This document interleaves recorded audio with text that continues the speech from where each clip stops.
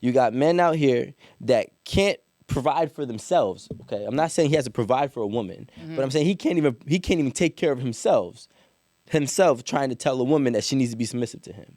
I think that's delusional, right? Because he can't even take care of himself.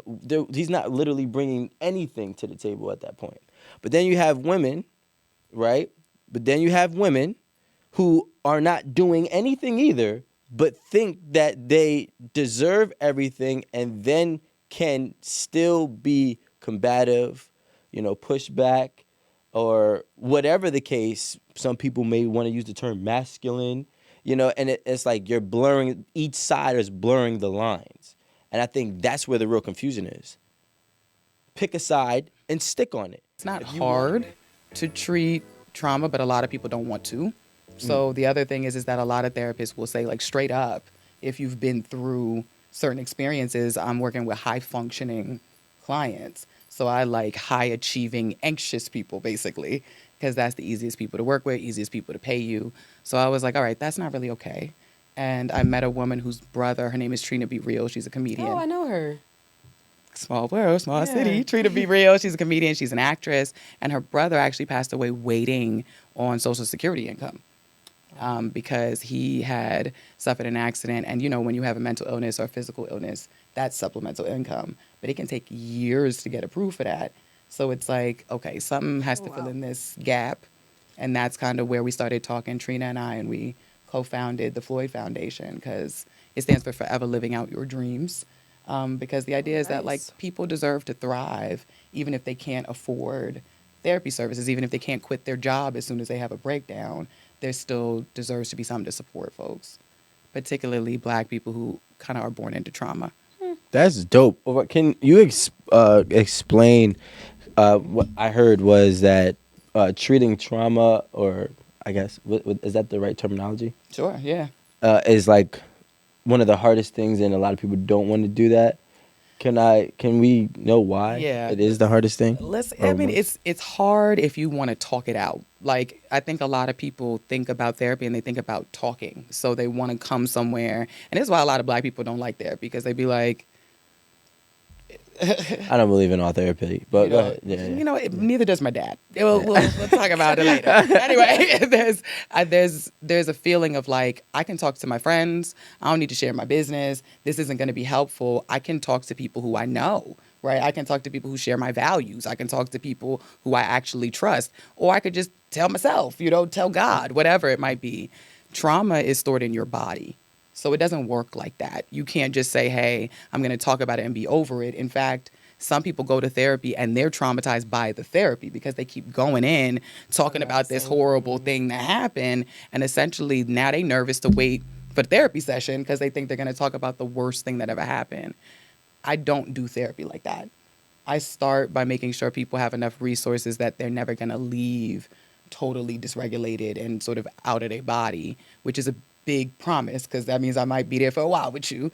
But the other thing is that because trauma lives in your body, sometimes you don't understand it. Like, I was born with a twin and the twin died. And so I screamed for months and months and months, years and years and years. They did testing on me and the doctor was like, oh, she just misses her brother. So that was the diagnosis. We moved on. And because my family's Black, that was the end of what I ever heard about it. And I blame my mom when I went to therapy for being anxious. I'd be like, she's so all over the place. She did this. I'm just, talking about my mom, talking about my ex in therapy, just thinking it's their fault that I am so on edge all the time. When in reality, when I started doing body-based stuff, I relived a memory, which is possible from your body up, of me being born. And I realized, oh, snap.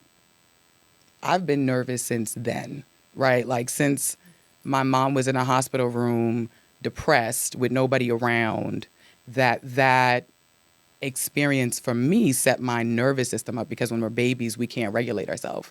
And I think a lot of Black folks have to remember our parents are regulating us. And so if they're traumatized, we're already regulating to whatever they're at. So if our mom is depressed, we're regulating to a depressed mother. If our dad is anxious because he's working all the time and he's moving all the time, we're trying to get the care from an anxious father. And it's not a mistake that you regulate like that. We need our parents. It's not like it's not a bad habit, right? But because my mom got really depressed after I was born, when I cried, it wasn't the same as when people who have a mother who's really attentive and kind of in tune with their kid would be. And I also lost somebody at my birth, which means that I'm coming in like, where's everybody going? Like, it's like, what's happening? Where is everybody? And I've always been really easy to cry. And in my family, I got made fun of for that.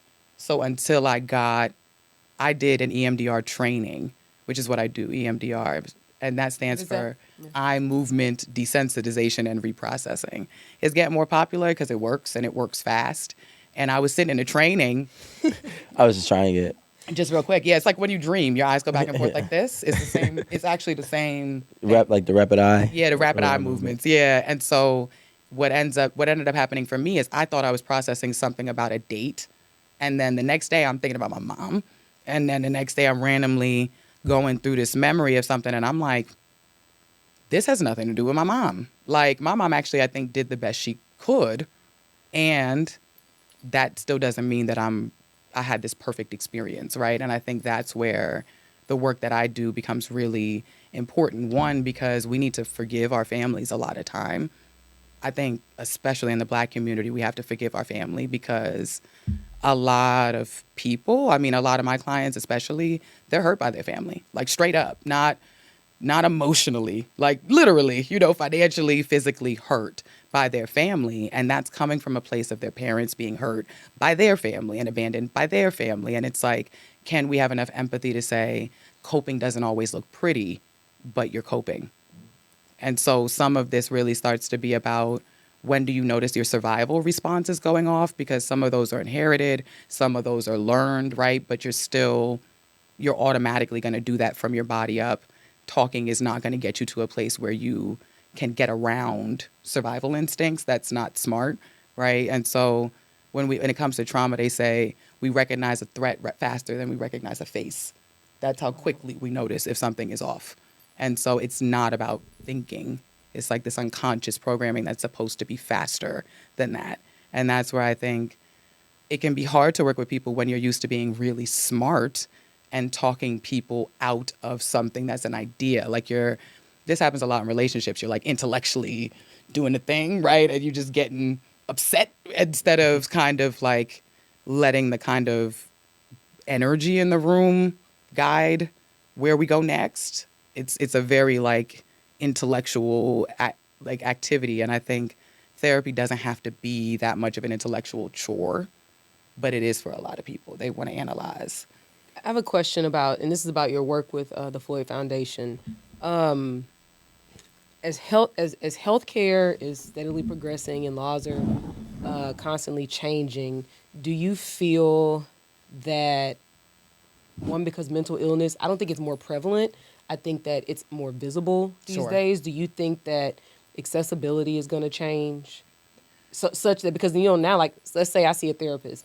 I've seen a therapist previously that took insurance. I've seen one that doesn't take insurance. Mm-hmm. I'm with one now that so if you want a good therapist and someone you're comfortable with, they may end up out of your network, and now you got to pay because you already got a year and a half in with them, and you can't go start over, So, and just because we're seeing people freak out and commit suicide and like they burn out at their jobs and they tripping out on people and stuff. Now that it's more commonly seen. I want to impress that. Do you think that that's going to change just as based on what you know from your practice? I mean, I think there's two conversations. One is hopeful, and the other is a little like, oh, I don't know where this is going to go from here. One is everybody want to be an entrepreneur right now, so there's a lot of Black therapists working for themselves who used to work for big agencies. Mm-hmm. That's a great thing, right? Because we want Black therapists. On the other hand, that also means they're probably not taking the same insurance, mm-hmm. doing the same things that they used to do. And so it becomes like a access thing. How can I make the same amount of money on my job without taking insurance? And that's sort of the pull and tug that I've been seeing. But I think in general, as people are talking about mental health, even if it's not therapy per se, like wellness resources are expanding like crazy. Retreats and, meditation and yoga, like everything Right. for everybody is expanding. And I think that's good because honestly, it doesn't have to be therapy, but access to healing in any sort of way is good. And body-based healing is really just robbed from a lot of Eastern practices anyway. So it's not like Okay. we just started doing it over here, but like it's been done in a lot of places for years. African sort of based spirituality is really akin to the work that I do. It's not like some brand new wave. Right. I guess the good thing is that I haven't seen more people get therapy. So for whatever access issues there might be, I'm seeing more people who want it. Everyone I know who works with people who have trauma, they are completely booked up. So You know, you know what's crazy to me? Like, it's just weird. Like, I this is my thing. I think that it's definitely necessary for some, 100%. It's like, but if nobody really knows because nobody was here, but were people as damaged as they are today 200 years ago? And I would argue that they weren't. And I would argue that the need for therapy 200 years ago probably wasn't as big as the need for therapy today. And then that goes. For which set of people? I was gonna say 200 years. Well, that's a specific. I'm speaking. I'm In my speaking. head, I'm thinking 200 years. I'm speaking in. You know what? We was there. I'm not. Well, I'm not. All right. I'm not speaking in terms of like slavery. I'm just speaking in terms of general totality. Like like or even 100 years ago, or even 75 years ago. Like I think obviously the black history, especially in America, there's probably a lot of therapy that probably needs to be done, just because of the roots of it. But now I'm taking color out. You know what I'm saying? And I'm just talking about all in all. And that's where like I'm trying to figure out, like at what point was it a thing where we all kind of realized but we all need therapy. You know what I'm saying? Cuz it's becoming a point where I feel like, are we really just not being real with reality? And we're fighting it? Is this something that we're not being or having the real friendships and genuine or maybe good family members that we don't have to confide in? You know what I'm saying? I'm curious which I don't know, but I'm curious to figure out what are the determining factors that are really the pushing for therapy, not excluding traumatic events. That's interesting. I mean, we can't totally exclude traumatic events. Well, That feels a little I feel like no. I mean, extreme. When I say excluding, when I say excluding, when I say excluding it, I'm really speaking upon like somebody who like yourself had a traumatic event at birth. Yeah. And it's kind of hard to identify until later on, or somebody who might have had a traumatic event at 16 or whatever the case may be. Those obviously I do think.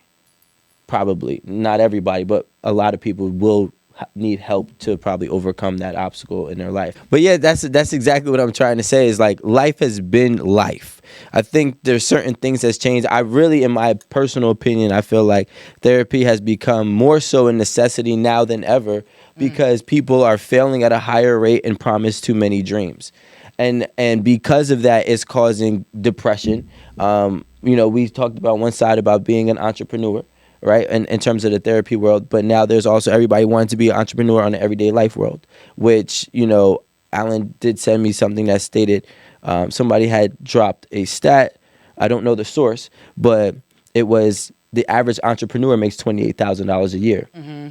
If you're not a successful one and moving your money around and for tax reasons and whatnot, and you're actually making $28,000 a year, especially in New Jersey, you can't survive.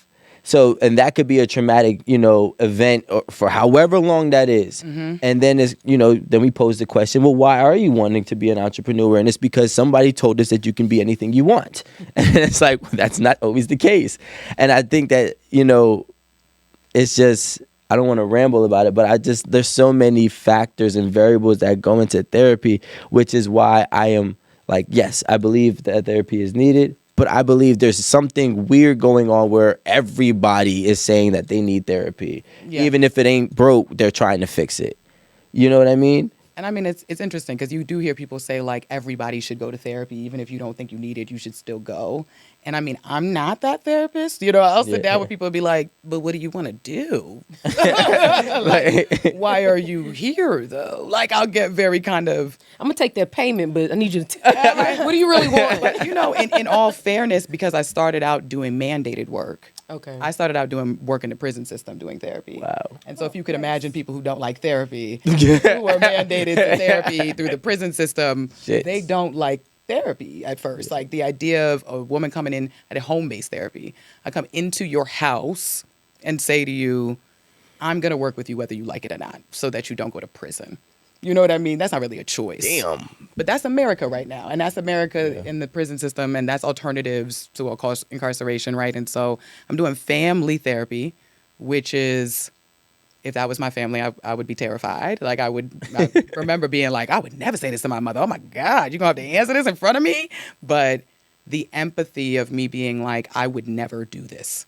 Like I would never do this made me do therapy in a way that none of the other people around me kind of were doing it. And I think that meant looking up a lot of creative ways to do therapy and trying to figure out if that actually worked. And it turns out creative therapy interventions work better for trauma than just talking. So I would end up doing raps with people. I would end up like rap, like raps. Yeah. What's your favorite rap? Like Issa Rae? I would Like those kind of raps? Like it depends. There was a client that I work with who said he likes sad raps, like sad, like emotional raps. And I said, like what? He's like Tupac. And I said, okay. And so, you know, but the one thing is that I rapped. So it wasn't like I was like, do this for me, like perform. You know, I was like, oh yeah, you know, I've written raps too. Let me do something, you know what I mean? And then I do something and then he do a little something. And what ends up happening in writing very naturally for a lot of folks of color is we write about what we experience. And so whether or not I was your therapist, it's not about that. It's about the fact that we now have a relationship with one another.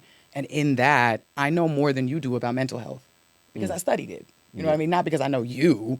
You're the expert on you. You know your stuff, right? But if you can find somebody to work with who's humble enough to say, I can work with you to say, I know about this stuff. You know about you. You tell me about you. I'll help you learn about how to do this stuff, period. Right? Nobody's going to say, I don't need that. You know what I mean? It's like you getting arrested, bro. You need it. You know what I mean? Your mother is mad at you. You need it. Your girlfriend is banging at the window right now during our sessions. You need it. Can I ask a question? I want to swing it, but I'm going to stay on topic at the same time. With your profession, right? What are you going to ask? Do you feel... Hold on. Do you feel... Do you feel that... women who are basing their whole senses on monetary finances for a relationship should potentially seek therapy? I think all women seeking a relationship should probably seek therapy. Because don't beat around the bush here. The dating apps are doing something to us. I agree. Like let's be honest. If I think about people meeting people, do I think people have a problem meeting people? No, not really. But for some reason, when it comes to meeting someone to date, we are red flag seeking, and you know, Well, I don't seek red flags. Yeah, you do. What red flags do I? We had a whole segment on it. Remember? I said I don't ignore them, but I don't look for them. Everything was like red flag, red flag, red flag. Well, let's clarify this. We're gonna about you. Yeah, correct me if I'm wrong. We have tape. I just said don't ignore the red flags, but yeah. Sure. I mean, I do think that people are programmed to look for red flags. Well, let's talk about how trauma really works in real time. Let's talk about dating and trauma. Let's just mash those two things together into 2023, right? I have, for example, been through an experience. This is how trauma works, and it was overwhelming. Something about it just was like, whew, I didn't know how to cope with that, and I didn't see it coming. You're going to get me one time. That's the way trauma works. You're going to get me that one time, and you're not going to get me again. So I'm going to figure out something, whether it's by being, you know, more presentable, like I'm going to be pleasing to everybody, and that's how I'm going to get more of what I want, or if I'm going to, you know, listen to a podcast about having what have I heard it called? A starting lineup of 5 men that I date so that not one of them can hurt me. Putting money before people is a really good way to protect yourself from the natural consequences of knowing people, right? Like, you don't know what they gonna do. It's certain uncertainty. And if we can't sort of get to a place of like, I just have to sit with what I don't know, right? We really aren't good at dating. It sort of becomes a game of trying to predict and sort of get the other person in some sort of scorekeeping thing. Yeah. And it's like, if you're really going, what did you do for me so I can do this for you? If we're even keeping that score, we're already in a bad place. That scorekeeping is a signal that you're already not getting something met. And so you're like, let me make sure I let him know every little thing that I did for him so he knows all the things he should do for me. And a lot of people, if I'm honest, a lot of women get really worried that they don't know the right way to be right now. They don't know whether the right way to be is to be hard and have a lot of really strict boundaries, or to be really compassionate and be really open and give people a chance. It's like people just want to be loved. But because they don't feel loved, they just want to feel in control.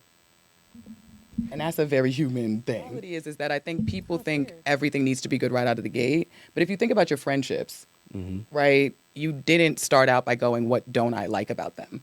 You start out by saying, what do I like? Yeah. What's making me excited about this person? What makes me want to see them again? If you date like that, I call it just mindful dating. Date if you excited to date them. And if you're not excited, don't go on a date. You know, like, period. And if you're feeling like, ugh, I'm going on this dating app, we already not in a good place body-wise to feel open to good stuff. And if that's the truth, you want to put down the trophy? You see, I really like her. You know why I like her? Because she actually gave me the option. Okay, because you were always gonna demand me. You can put. Do you want to put down? I love that. Yeah, I'll put it down. I was gonna You wanna say, put it down right there or right here? you know, it's up to you. Now I feel like I got to give Child. you choices. I want to give you choices so you feel empowered out here in these streets. I just want to feel heard. You just, Just want to feel heard. that's what she said. You know what I'm saying? That's where I got it from.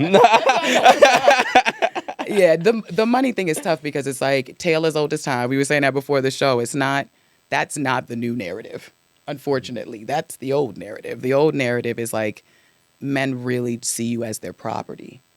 So like, you better choose a man who at least can provide a life for you that doesn't make you feel bad being his property.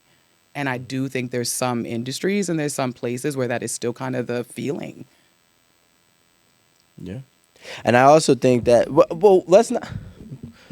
I don't want to. Yeah, I know what he's gonna say. Can you unpack it a little bit? Well, okay. So, I mean, I think, you know, when you think of old school marriage, we're talking about like dowries, right? Mm-hmm. Most people, when we talk about dowries, I guess don't really consider that the woman is part of a dowry. Like, you're giving, like in India right now, you get a washer, a dryer, and a wife, right? Like, they're all together in a thing.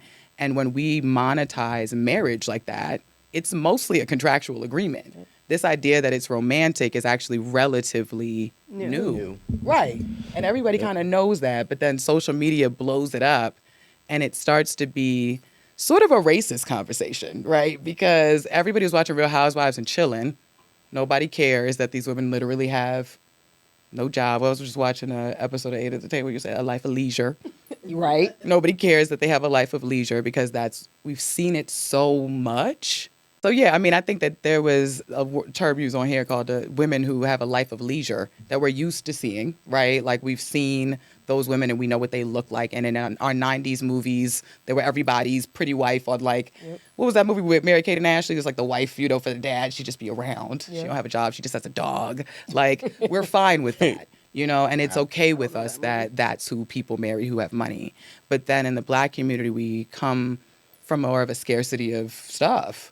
And so there's a conversation about everybody getting money. We all want money. So then to say, hey, women in this culture are hoes when they do this. You know what I mean? Women in this culture are messing up by prioritizing it. It's like they're doing what everyone else is doing.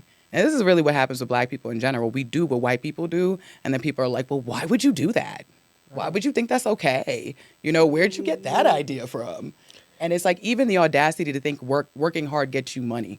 right? And then your parents got to tell you, no, you got to work twice as hard as that person to make the same amount of money, right? That's the sort of thing where it's like we're growing up in the same world. So if on some level you think this is what I'm worth, why am I thinking I'm worth something different than what you think I'm worth? You know, if I'm seeing that people are throwing money at women from the time I'm little, and I'm like, I ain't got no money, but I see they've been throwing money at these girls over here, and I know what those girls over there look like, that's a really easy mental shortcut as far as I'm concerned. It's like, what are you worth? At the very least, your body is worth money. You got men out here that can't provide for themselves. Okay, I'm not saying he has to provide for a woman, but I'm saying he can't even take care of himself. Himself trying to tell a woman that she needs to be submissive to him. I think that's delusional, right? Because he can't even take care of himself. He's not literally bringing anything to the table at that point.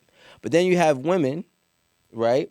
But then you have women who are not doing anything either, but think that they deserve everything and then can still be combative, push back, or whatever the case. Some people may want to use the term masculine, and it's like you're blurring, each side is blurring the lines. And I think that's where the real confusion is. Pick a side and stick on it. If you want a man to do all these things for it, then you got to be what that man is. I mean, what that man wants. And if he wants you to not speak that often, then that's the reality that you have to take. If you want a man that you want to be able to work as a partner and work as a team, he more likely than not is going to have less than the man who, you know what I'm saying, than the man who wants a girl to not be able to speak or have that voice, that strong voice, as the other one, in retrospect. I mean, a lot of pieces there. It is, because it is a multivariate situation. It is a multivariate situation. But I mean, let's be really clear about something. I think what gets a lot of us in trouble is that we want to have a relationship with one easy to figure out person. True. And it's like, these are all going to be different people, even if they got the same income, right? So we've got to sort of demystify this idea that there's this one rich guy who's going to want all this stuff, when it's like, in reality, most black men with money marry black women. They're not like out here going, boy, what a terrible set of options there are out here. You know, they're like, I found a black woman who's good enough for me. She talked just enough for me. She make just enough for me. Like, whatever that means, right? Like, we're not in such a despair. The truth is that people get married less when they have less money. And they also commit less often when they are not in a six-figure relationship, right? So that's across all races. That's not just us. There are some things that I think, because so many people are historically in black communities are coming from also poor communities and immigrant communities, sometimes I think we think it's coming from our culture, when in fact it's like, if you were to go somewhere else, you would feel totally different about it. Like, if you go to most people who are from the South, who have large families from the South, right? They know people who are married and been married. Now, I'm not saying those marriages are healthy. I'm just saying they know people who stay together, and it's not about the fact that the woman's using a man or the man's using a woman, right? And I think in the black community, we don't give ourselves enough credit for the fact that we're better at maintaining close relationships and family than most other cultures are, right? And that's Can we talk about that? Because I've actually never heard that statistic. I actually disagree, by the way. And I mean, you But can. we're gonna You can argue with the numbers. Right, you can. But you disagree about what? But I mean, it's like, for we're example, better than all cultures. maintaining at most of the cultures in this country. Oh, Right? in this country, okay. So when it I thought comes it to was like worldwide. other comparisons of other groups of people in this country, poor people, particularly black people, and hemispherically, I actually mean that. Southern. In the hemisphere, I mean like Brazil, okay. Dominican Republic, Puerto Rico, here, African-based cultures, right? We need each other. We need each other. Mm-hmm. That's why I said, when you lose a bunch of money and then your relationship falls apart, you just lost a bunch of privilege, and now we got each other, and we got to look around and be like, but are you enough to help me get back to my good stage? Like, maybe you're not. Like, maybe you're going to mess up my whole plan for myself. A lot of us know that we grew up in communities with chosen family. A lot of us know that. We call people auntie and uncle who were not our auntie and uncle. We have people in our family who might not have never got married, but they living in the same house, you know? And I think that kind of relationship maintenance is not about the privilege on paper of saying we're married, right? It's about the reality that, like, a lot of times this concept for people, if you say, just cut them off, in our community, we're like, ooh, that's a little harsh, because our first instinct is actually, if you can fix it, maybe you fix it. And even though it might seem rude to more privileged people that you're direct, it's a good social skill to tell people what you need and what you think. Or because otherwise we're walking around and I don't like you and you don't really know it and you're not really sure what to do about that. Like, most of us who have ever been in an office know it's uncomfortable to not know if people like you or not. It's like, is this real? This is not real, but good social relationships feel authentic. And a lot of us know, who are from cities with immigrants in it, with black folks in it, that the most social people we know are black folks, right? So when we're talking about relationships, we have the skills, but we're also being disempowered a lot and told about ourselves a lot. We have really low self-esteem. Often we lose people that we can't really control losing. From very young ages, a lot of us lose people. So by the time we're talking about adult love, there are so many things that are ingrained into us that just go, try to prevent yourself from getting hurt, which is not the same thing as saying, we don't know how to do this. Yeah. Wow. And I was actually having a conversation about something like this yesterday, and I was saying people have become so naive to life, or if not naive, but dismissive to life, that they only want the good out of everybody. We're not realizing that there's going to be a bad, and it's inevitable. I don't know what that bad looks like. I'm not saying you have to deal with it and tolerate it, but what I am saying is that when you experience bad with the person, that doesn't necessarily mean it has to be over, which is kind of maybe my programming as a black man born and raised in America of trying to fix things.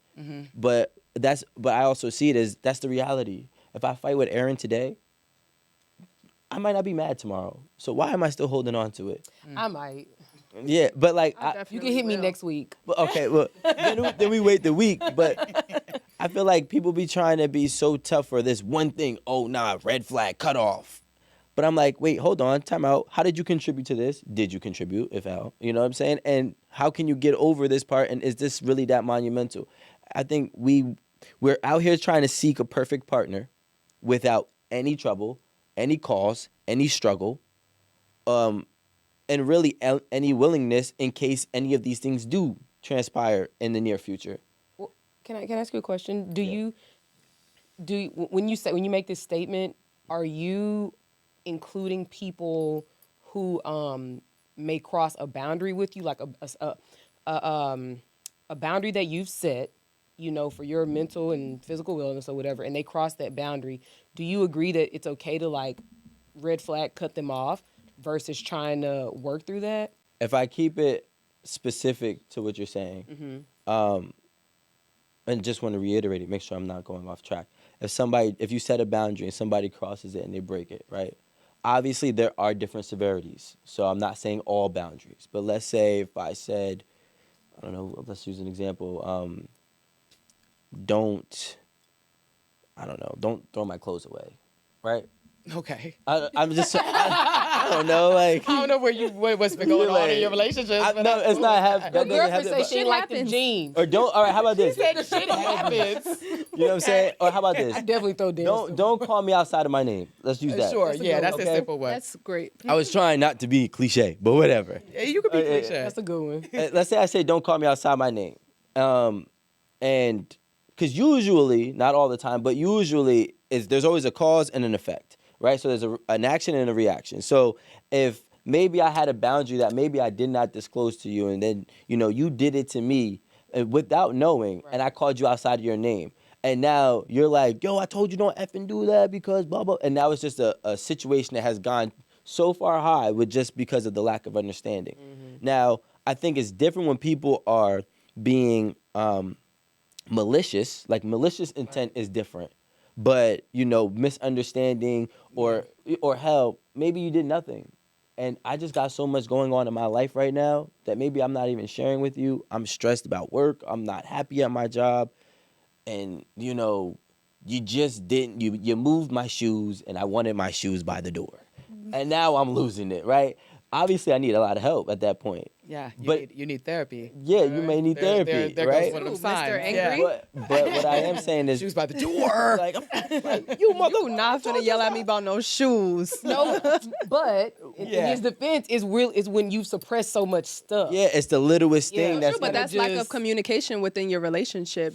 or maybe it's sometimes the thing is, especially as black people, we're so used to carrying weight. Shouldering, yeah, Yeah. So that at some point in time, it's like they say, the straw that breaks the camel's back. Well, I have a question. I have a question for you. What do you think keeps people single that they don't notice? Some of the most common dating advice that people are paying for right now is to just date people you wouldn't normally date. That's I think it. that's terrible. You think people should do that? I think to some degree, I think you should just meet. We seen what that happens like here at 8 at the table. But here's I don't advise it.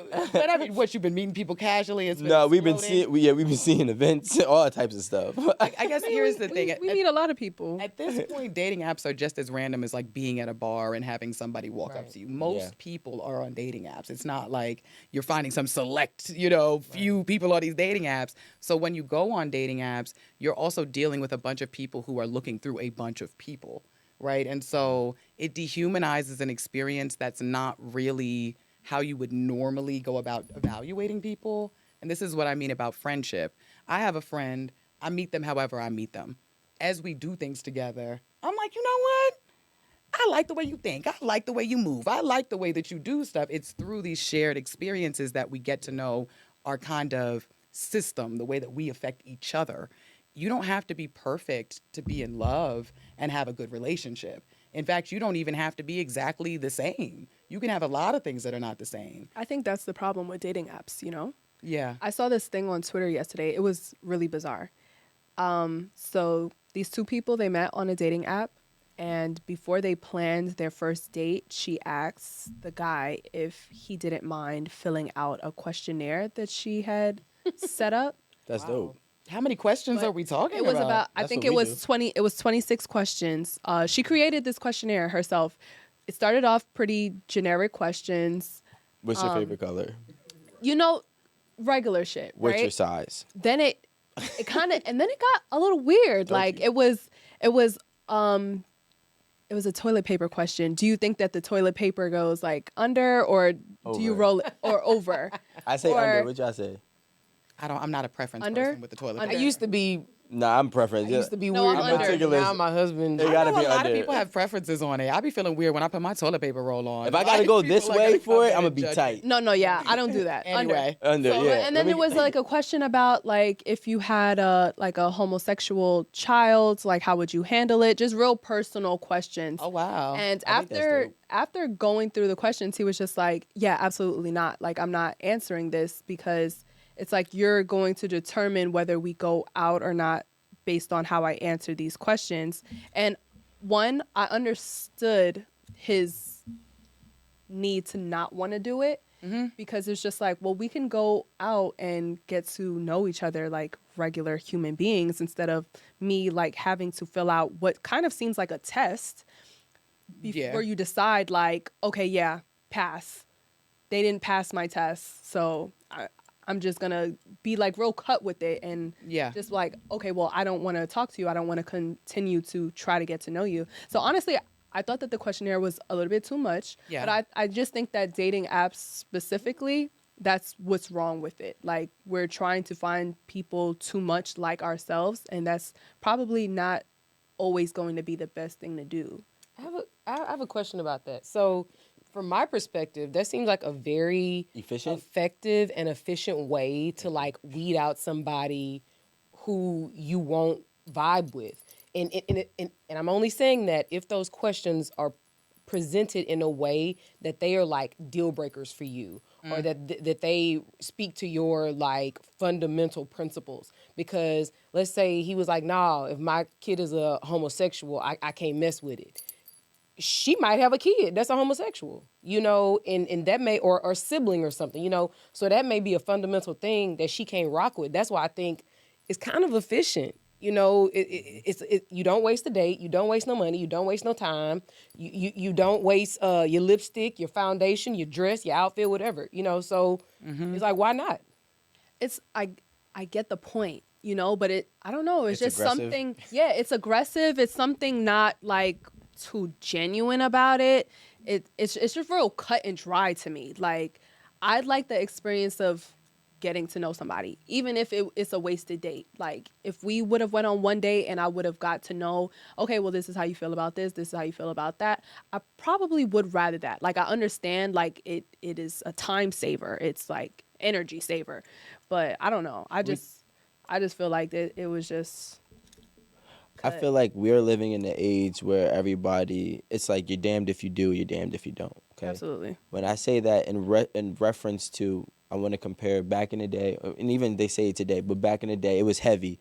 You don't talk about religion, you don't talk about politics, right? And there's a lot of people, and in fact, I used to date a girl back in the day, and her family split up once um, her father was Catholic and her mother was Catholic, and then her mother wanted to become Jehovah's Witness, and she then sought this out. They split up, but they lived in the same house, but they fought for years. I don't know where they're at today, but I feel like, and this is to avoid certain things like that, right? Because back in the day, and I wasn't there, so I'm only, projecting. But back in the day, there were certain codes about things that we don't talk about, and if you even thought different, you just kept it to yourself.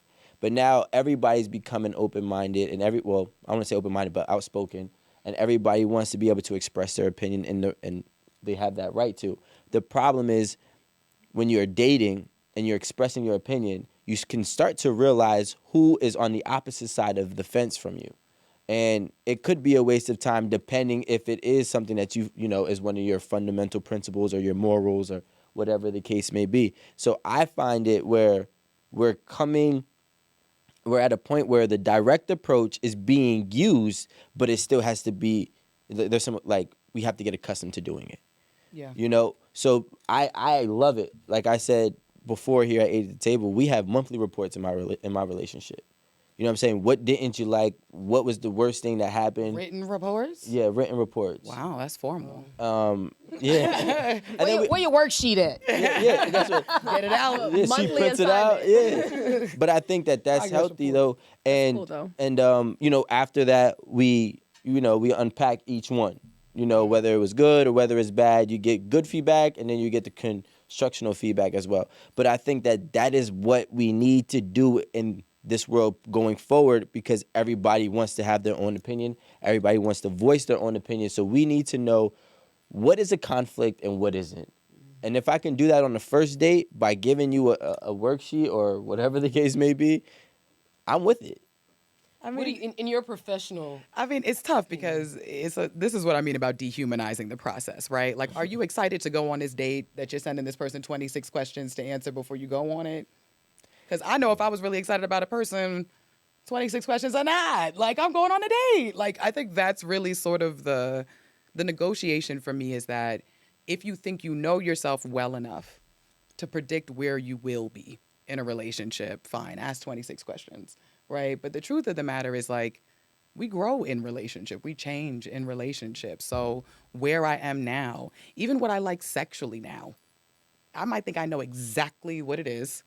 And 6 months from now, I'm going to have a new conversation. Same partner. You know what I mean? And that I think is about the reality that, like, a lot of us, because we're not talking about this, even with our parents, even with our friends, we have defensive opinions, but we don't have thoughtful opinions, right? So I know what I don't want, but I don't have a dream of what I do want, right? And so a lot of times I'll tell people, even when they're married already and stuff like that, like, there's a dream within this conflict. Let's talk about the dream. Let's not talk about who did what and the facts of what or whatever. It's like, let's talk about what we're trying to get to. Why is this such a big deal to both of us, right? Yeah. My dream, when I say, what would you do if you had a gay son, is that my child feels seen and heard and respected by me. That's really important to me, right?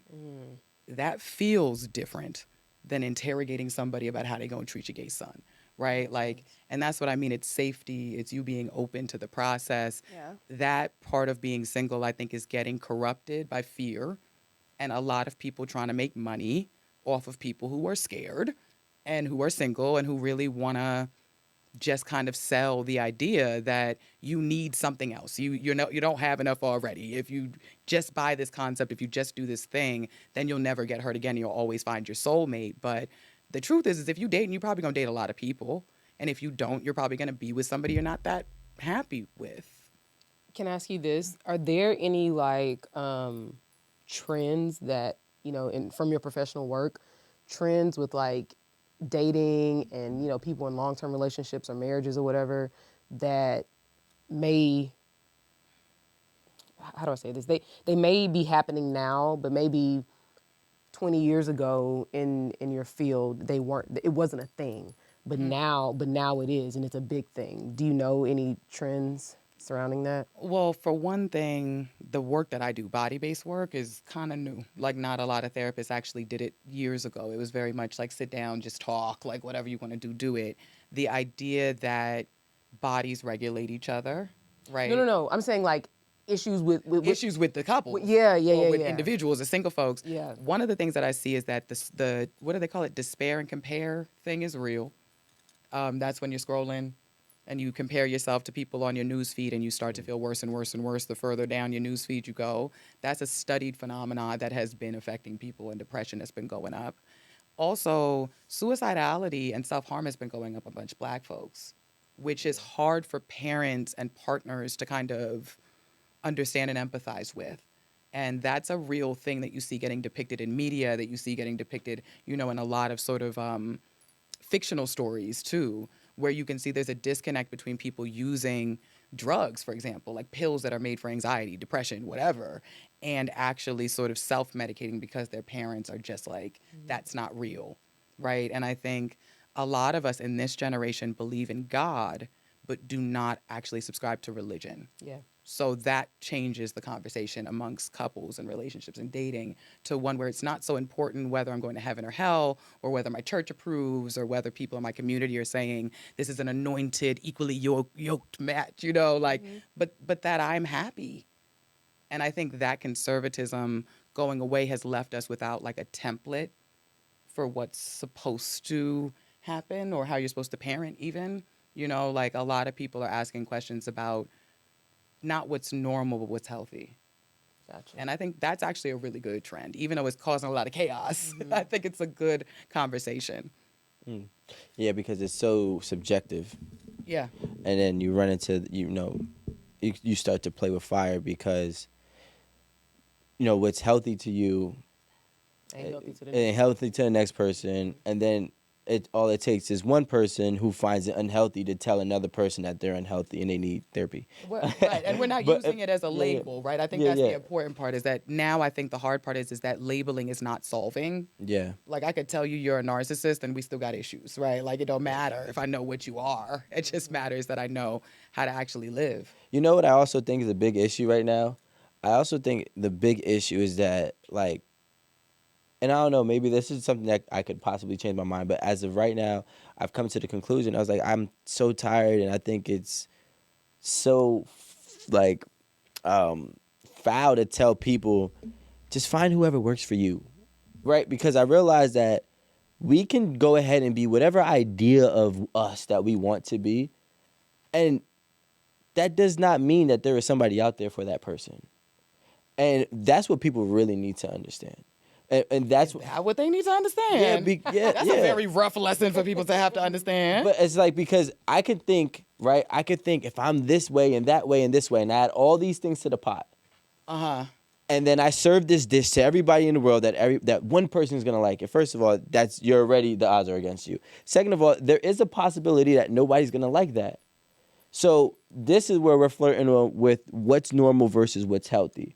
Because you do need some normality, because there's a reason why some things are normal, right? Sure. There's a blueprint that we can never, ever dismiss or discard. And if we look at it, the blueprint is going to hold true throughout history and throughout now. You know what one of the blueprints is? Value. And I'm saying value because I don't want to put currency in it, because at one point currency didn't exist, or what didn't exist in the same way that we think it does now. So now when you had some type of royalty or currency or value in your community or village, that is a blueprint that has worked forever. So we do know that that is something that is in your favor that has been proven to work. But now when we go into the whole ideology of you could be whatever you want, there's somebody out there for you. Just get whoever wants you. And it's like, yeah, but you're kind of putting your back against the wall with unknown odds, and realistically could lead to depression. It could lead to a lot of things if you're not being chosen, being that person. You have to like be so careful with how you say everything.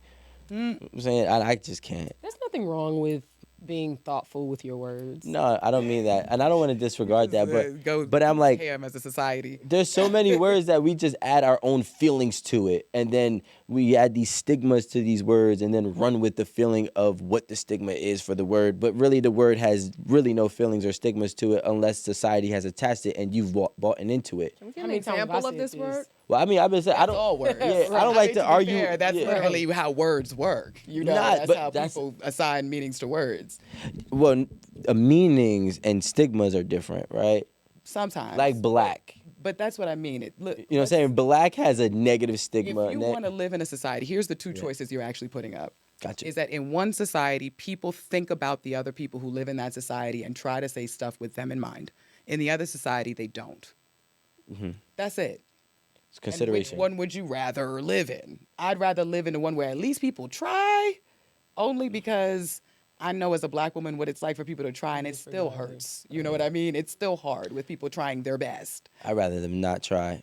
Because if you don't try, I'm going to take it for what it is rather than what I want to deem it to be or how it can make me feel. Like, and I don't take, and that's the thing, I'm not taking words personal. You know, there's a lot of people that say a lot of things in these comments. I don't lose sleep over a single comment. You know what I'm saying? Or whatever words they saying.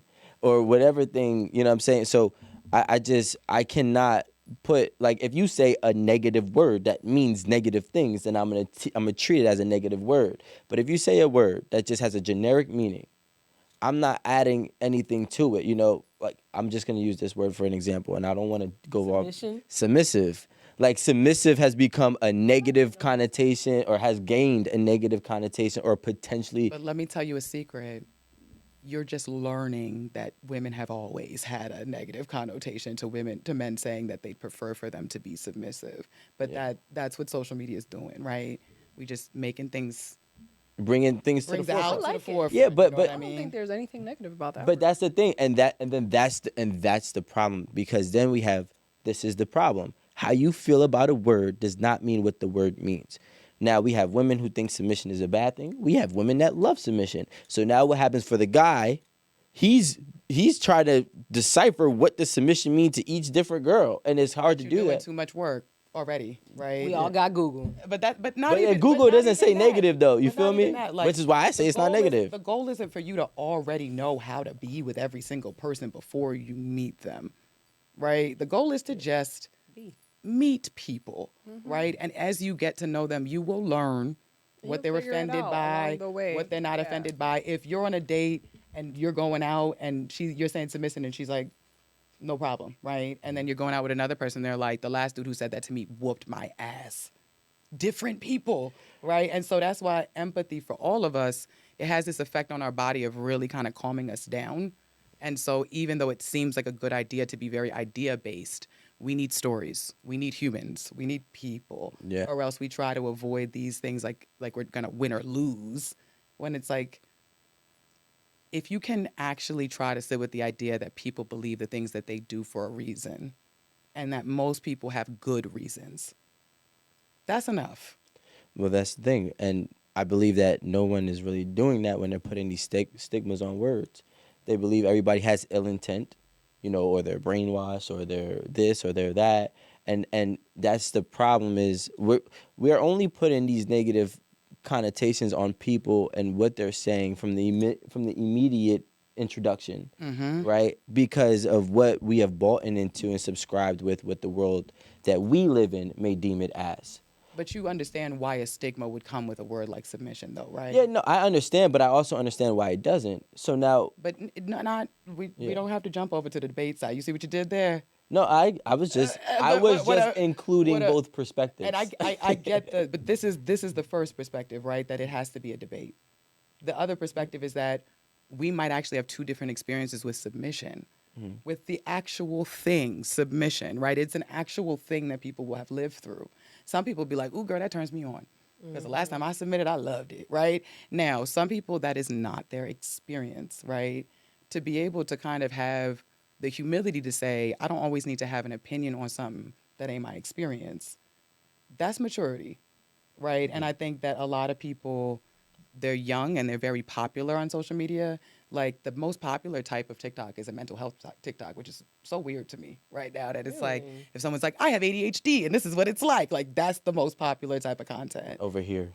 Yeah. Yeah. And I mean, Yeah. what is popular here is also very popular other places. Nah, like there's a whole study on that, especially TikTok. Like in Japan, the most popular things is like science and inventative, not reels, was it TikToks? Like videos. Like of the like Yeah, tech they stuff. control the algorithms, and actually here we have a very delegated algorithm for stuff like mental health, for stuff like chaotic.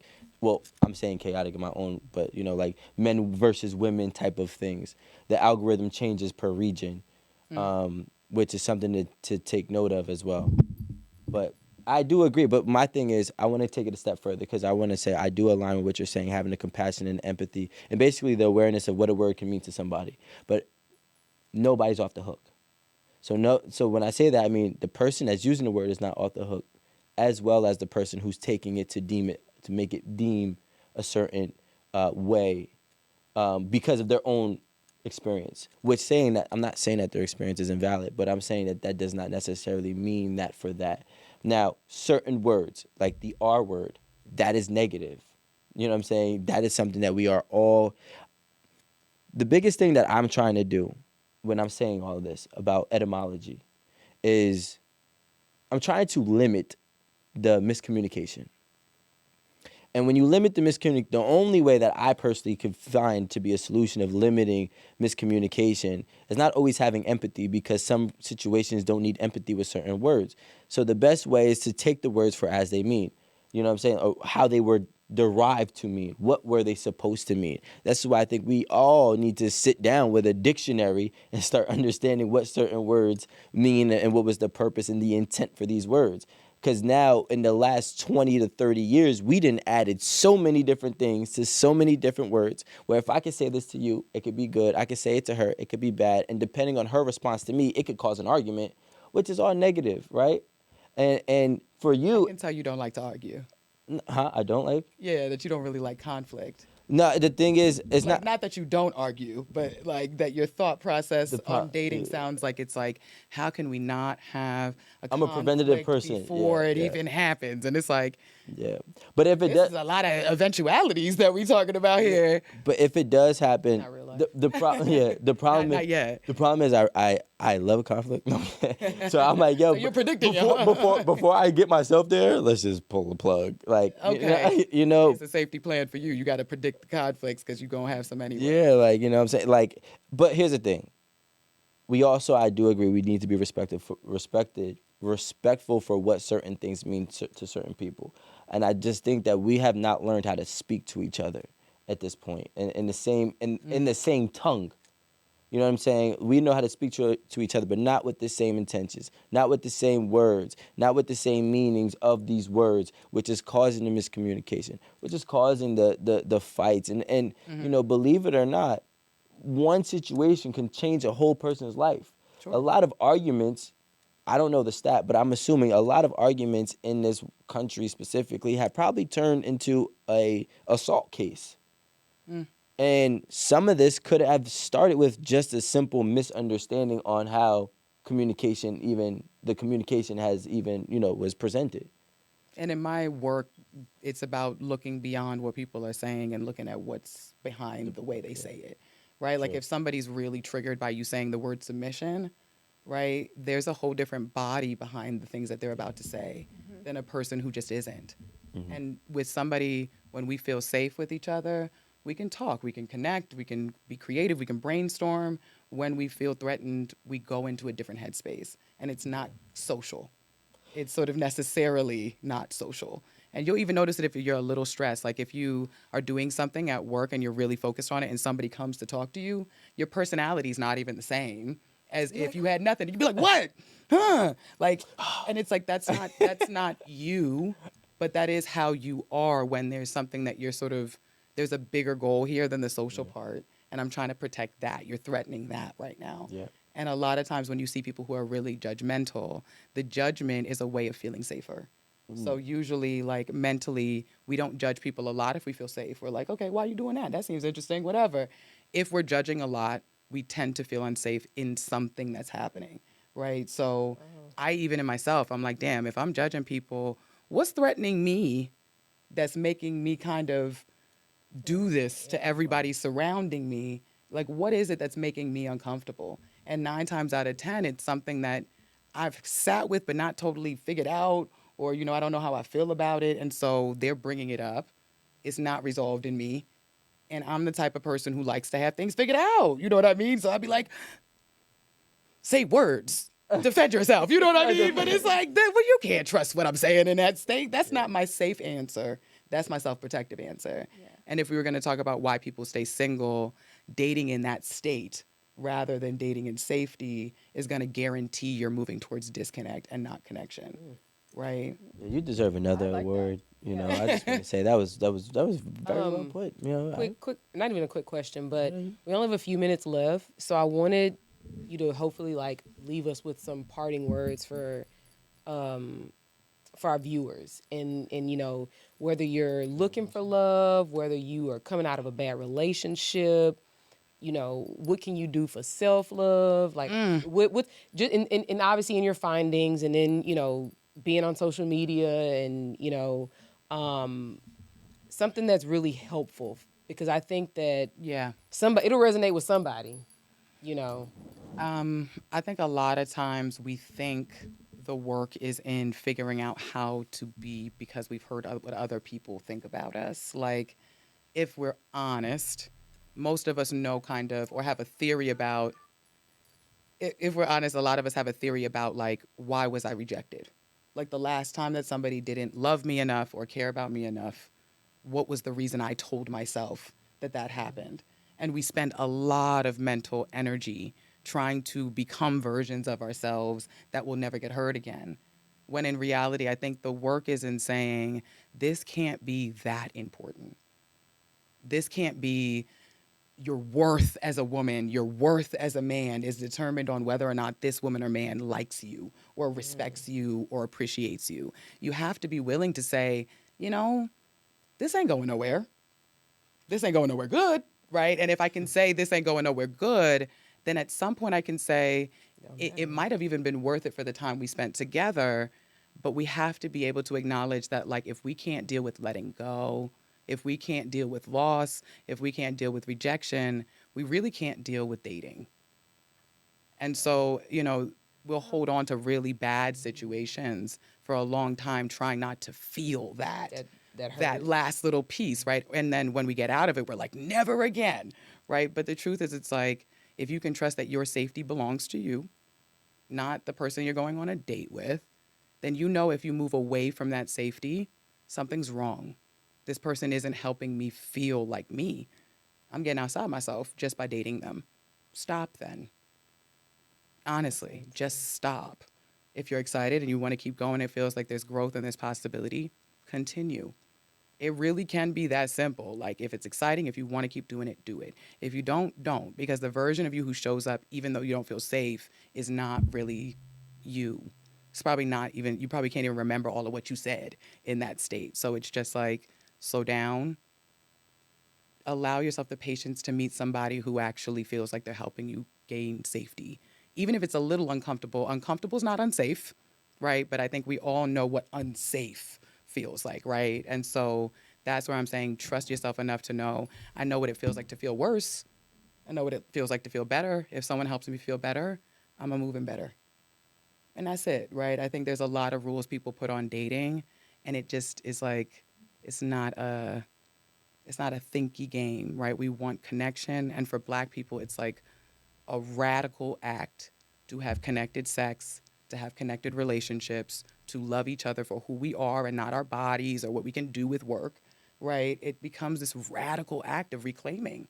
And so I'm like, reclaim that. Don't make it this whole nasty, uncomfortable, I hate men, venture. It can really be like, if this is exciting for me, I do it because I like to do it with these kind of men. Cool. It ain't got to be a gender war.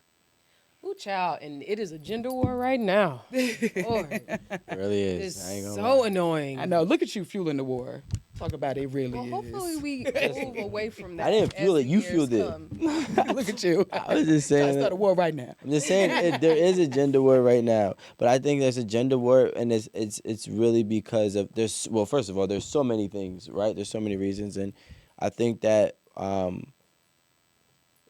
was asked this question in an interview last month, and I really think that the next generation is going to be the best one. They they're taking gonna- our advice and they're scaring the hell out of me. I'd be like, I get you have boundaries, but you can't just be telling your boss about your boundaries. I can feel myself getting triggered. Like, what? I'm not going to work today. Though, You crossed the boundary. Right. Okay. So first of all, what's my salary going to be? Let's talk about numbers. I'm like, what? No, the world is changing. But when in, everybody like, does it, it's now the new super- norm. That's what I'm saying. It's scaring my enormous ways. black survival self. I'm like, My black survival. you're not supposed to ask that. No, yeah. But you're not supposed to ask them about money. What if they don't hire you? It's like you feel like you're going to die if you do that stuff. That's why it's like, that's why people really sometimes they'll see their kids and freak out. Because it's like, because if they did that, do you understand what would have happened to them? Their bodies, like, I remember the days when I used to, and it's like, When I spoke up. yeah, that's why they're grabbing you so quick.